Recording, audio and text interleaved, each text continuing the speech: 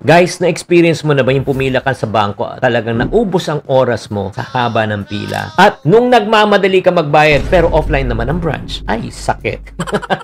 What if kung may mas madali, mas mabilis, at the same time mas convenient na solusyon? Yan ang pag-uusapan natin sa araw na ito. Either this is Chinkitan, your pambansang wealth coach. Sa episode na ito, usapang diskarte tayo. Pag-uusapan natin ang mas practical, mas wais na pamamaraan ng pagbabangko, at yan po ay yung tinatawag natin digital banking. Nabalitaan nyo na ba kung ano yung digital banking? Nako, ang digital banking po ay makakatulong sa atin sa pang-araw-araw na diskarte mo sa paghawak ng pera. So bago natin pag-usapan ng digital banking, Chinky, kailangan ko pa ba talaga ng digital bank? Meron na akong ATM. Ang sagot po dyan, depende kung anong pangangailangan mo. Ano yung difference? Ang ATM po, kailangan natin magpunta sa isang physical branch, maghanap ng isang physical machine, at syempre, may oras na minsan na offline at may mga withdrawal fees. However, ang digital banking, digital nga. As long as may internet ka, phone mo, 24/7, walang pila, walang hassle, na mamamanage mo ang iyong pera. Ang totoo, magko-complement po ang dalawa. Kung may ATM ka para sa cash needs mo, ang digital banking naman, seamless transaction anywhere and any place. Ang tanong right now,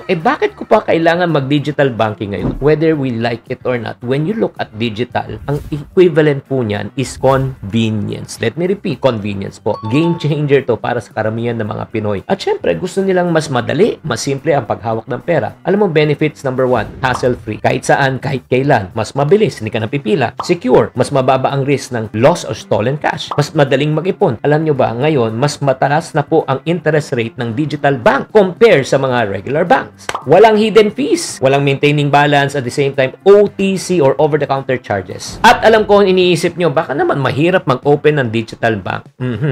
No.